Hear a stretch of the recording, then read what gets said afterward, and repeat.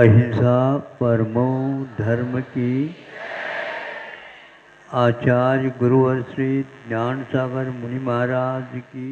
जिसको जिसका स्वाद नहीं आता, आया नहीं, आ सकता है।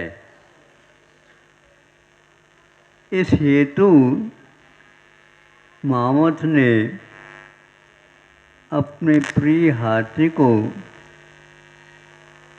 जो आप लोग मोदक वगैरह बनाते हैं, उसको ला करके उसके सामने एक परात भर करके रखा। तो हाथी ने उसको सूंड से मील करके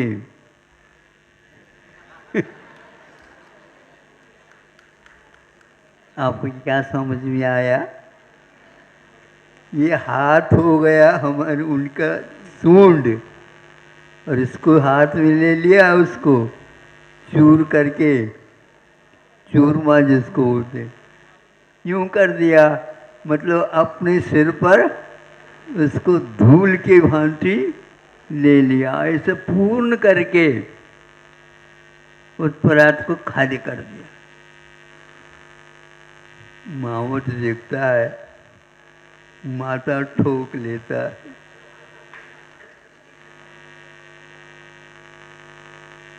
इसको ज्ञान नहीं, लेकिन मेरा प्रिय हाथी है ये, इसको किसी भी प्रकार से मोदक मलिदा मैं खिला करके ही रहूंगा।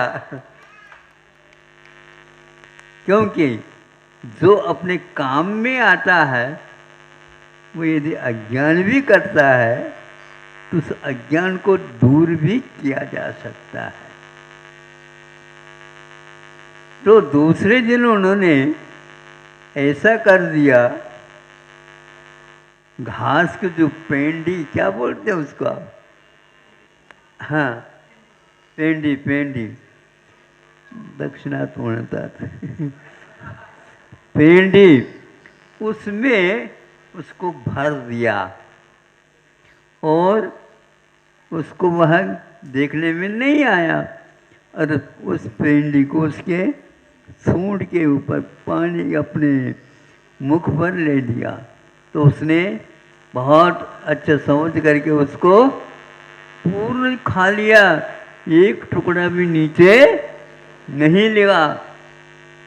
आज तो घास में मिष्टान दिया गया है। घास ही इस प्रकार के है, मीठा क्या और कोई चीज? और क्या हो सकता है इस घास में? मेरे बारे में मेरा मालिक हमेशा हमेशा अच्छा सोचता है।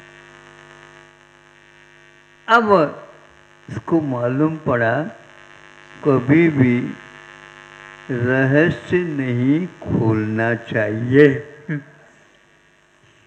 और उस रहस्य से अवगत भी वह हो जाए, ऐसा हम लोगों के साथ भी व्यवहार हुआ है।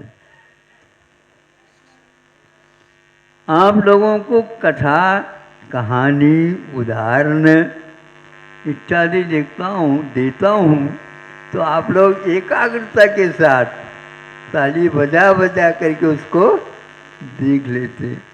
और उस हाथी के समान केवल मोदक मलिद रखते हैं, तो वो उसको भी आप यूं कर लेते हैं। कुछ पंचेंद्र के विषय चाहिए इसको, लेकिन उसके केवल विषय ही नहीं होते, उससे पौष्टिकता मिलती, उससे शक्ति मिलती, उससे कषायों में कमी आती, पेट भर अच्छे ढंग से शाकाहार कर सकते हैं। लेकिन जो कोई व्यक्ति पेट भर मांसाहार करता है, तो इन दोनों में उतना ही अंतर है। अज्ञान के कारण ये संसारी प्राणी विषयों को चुना, और जिससे वह विषय मिलते हैं उसके प्रति वह मालिक की उपाधि दे करके उसके साथ हमेशा हमेशा व्यवहार करता रहता है। हमारे पास शरीर में 5 इंद्रियां हैं, इनके द्वारा सुख नहीं होता। सुख तो लेने का स्वभाव आत्मा का रहता है, किंतु हम इस इंद्रियों में ही, उनके विषयों में ही सुख मान करके चलते हैं। वह मावट इसको अंकुश भी लगाता है तो भी वह सूंड उठा करके उसको सलाम देता है। इसी प्रकार हमारे लिए कुछ इस प्रकार अप्रिय वचनों का भी प्रयोग किया गया हो शास्त्रों में, उस आदि के मानते ही अपने को उसको स्वीकार बोलो कर लेना चाहिए। जो अच्छा अच्छा है उसको स्वीकार कर लेना चाहिए। ऐसे कई उदाहरण ग्रंथों में हम लोगों के लिए दिया है, हम उसके महत्व को नहीं समझ पा रहे। एक व्यक्ति जला रहा था, राख बना रहा था। उनके मित्र ने पूछा, क्या जला रहे हो, क्या बना रहे हो? मैं राख बना रहा हूँ। राख किसकी आवश्यकता है? नहीं नहीं, बर्तन बासन के लिए, साफ करने के लिए, मांजने के लिए काम में आएगा। तो ये क्या जला रहे हो? ये कपूर का पेड़। अब बोलो,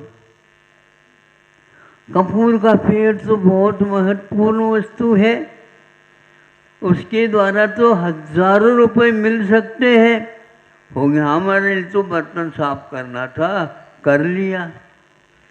इस प्रकार के कई उदाहरण दिए हम लोगों को समझाने के लिए। तुम अपने मनुष्य जीवन को इंद्रिय के विषयों में डाल करके, उसी की सोबत में रह करके, उसका जो पोषण करता उसके लिए, वो कोई भी व्यक्ति हो, मांसाहारी भी हो तो भी वह उसके पास जाता है और उसके सब कार्यों को मान लेता, करता है, क्योंकि विषय अपने लिए प्रिय है। अब आज से आप लोगों को सोचना चाहिए, भोजन करना तो ये आवश्यक है, और हमारे लिए भी आचार्यों ने ये कहा है। भगवान को तो भोजन की आवश्यकता नहीं, किंतु जब इस स्थिति में आ गए आप, अब हमें तो कोई आवश्यकता नहीं, लेकिन इनको तो कवर करना आवश्यक है। उसके लिए कहा, तुम इधर उधर की बातों की ओर न जा करके शाकाहार के माध्यम से, सात्विक भोजन के माध्यम से, पौष्टिक भोजन के माध्यम से अपने शरीर को चलाना चाहिए। किंतु इंद्रियां उत्तेजित हो, अपने पागलपन आ जाए, ये हाथी यदि मदोन्मत्त हो जाता है तो कुछ भी कर सकता है और कर डालता है वो। इसलिए उसके ऊपर अंकुश लगाना भी आवश्यक है।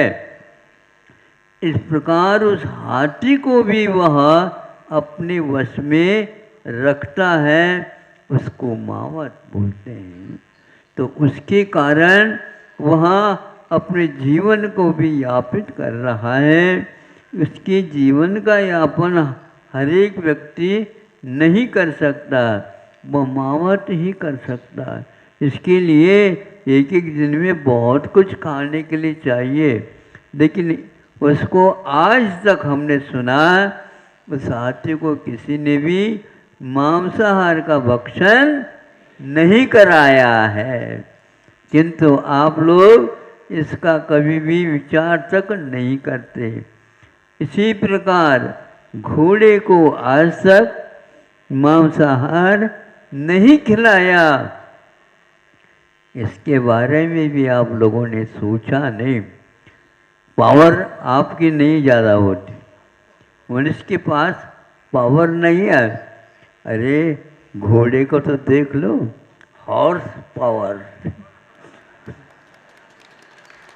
जहाँ कहीं भी पावर की बात आती है तो सबको भूल करके घोड़े को ही याद करते हैं, और उसको भी ये लगाम लगा करके अपने वश में रख करके सवार हो करके महीनों किलोमीटर तक उसको भी भगाता है और खुद भी यात्रा करता है, और घोड़ा भी संतुष्ट है। क्या खाता है ये? अरे इसके लिए तो चना बहुत फ्री है, चना खिला खिला करके। आप लोग इसको समझते नहीं। आयुर्वेद औषधि की कोई आवश्यकता नहीं मानता, बहुत आवश्यकता पड़ जाए तो शल्य चिकित्सा भी उसके पास है, सब कुछ है। कल सुनते हैं 2-2,500 रोगियों ने वैद्यों को अपने हाथ दिखाया, ऐसे नहीं हाथ दिखाया नाड़ी दिखाया, नाड़ी का परीक्षण करके उन्होंने औषधोपचार किया। तो घोड़े को उस चने के माध्यम से, हाथी को उस तृण के माध्यम से या गन्ने के माध्यम से, घास के माध्यम से और भी कुछ, किंतु शक्ति संपन्न माना जाता है। ये दोनों ऐसे जीव है, शाकाहारियों के लिए नहीं कहा, जो मांसाहारी के लिए कहा जा रहा है। ये मांस का सेवन करेंगे तो निश्चित रूप से बीमार पड़ेंगे, इसलिए इनको वही आहार नियुक्त किया है। आप लोग इसको पढ़ते हुए भी आज आनाकानी करते हैं। बड़े बड़े बीमारी हो जाए, लेकिन कोरोना के माध्यम से मनुष्य का तो वध हो गया कहीं, लेकिन अब कोरोना और किसी के पास नहीं जाता, मनुष्य के ही परिक्रमा लगाता रहता है। 2-3 साल तक आप लोगों की कड़ी परीक्षा इसके कारण हो गई है। प्राय करके विश्व में सभी देशों ने और उनके चिकित्सकों ने यह निर्धारण कर लिया है, यदि इन महामारियों से बचना है मनुष्य को, तो एकमात्र शाकाहार का ही उपयोग करना चाहिए। आज गायों के पीछे जो वायरल जो विकार लगा हुआ है, 2-3 राज्यों में सुना हमने, तो उसके पीछे भी यही कारण है। गायों में इस प्रकार का यदि प्रकृति से विपरीत आहार दिया है तो गाय के मालिकों ने दिया है। वो क्या है, तो उनको भी शाकाहार से मांसाहार करा करके, पता नहीं लगा उनको, लेकिन वो खाती चली गई। लेकिन उसके फलस्वरूप मैड काउ नाम की महाबीमारी गायों के लिए हो गई, पागल हो गई वो। तो मनुष्य पागल क्यों नहीं होगा? अपने कर्तव्य से विमुख हो जाता है। इसलिए शाकाहार का विधान और भोजन का विधान हम लोगों के लिए भगवान ने किया है। दिया कहाँ दिया? वो सब भगवान तो अब भोजन करते नहीं, वो नहीं करते, इसलिए तो उन्होंने शोध कर लिया। आप भी यदि आत्मा का शोध करना चाहते हो तो एक बार भोजन करो, अच्छे, लेकिन उसके कुछ नियम हैं, उसके अनुसार करो। एक ही बार कर लेना पर्याप्त है। योगी को तो एक बार भोजन पर्याप्त है, भोगी को तो 2 बार भोजन पर्याप्त है, 3 बार रोगी के लिए कहा गया। अगर आप बार बार लेते हैं तो रोगी ही होते हुए रहते हैं। जीवन के अंत तक औषध लेने वाले मनुष्य भी मिलते हैं। महाराज कहा है, क्या कहा? जीवन पर्यंत ये गोलियां देते रहो, ये गोलियां छूट गई उसी दिन आप लापता हो जाओगे। अब कई व्यक्ति आकर कहते हैं, महाराज हमारे लिए आशीर्वाद दे दो, गाय के लिए आशीर्वाद, हमारी ये दवाई छूट जाए। आपने पेट भर और कुछ खाया है? इसके लिए अब इसको खाओ। कीमती कीमती चीज वस्तुओं का उपभोग न करके वो कीमती दवाइयों का उपयोग करता है सेठ सहाय। बोलो आप बताओ क्या कहना चाह रहे हो? ऐसा हो रहा, इसलिए उन दवाइयों से, उन चिकित्साओं से भी आप दूर रहो। चना, मूंगफली, गुड़ ये ऐसे प्रसिद्ध है।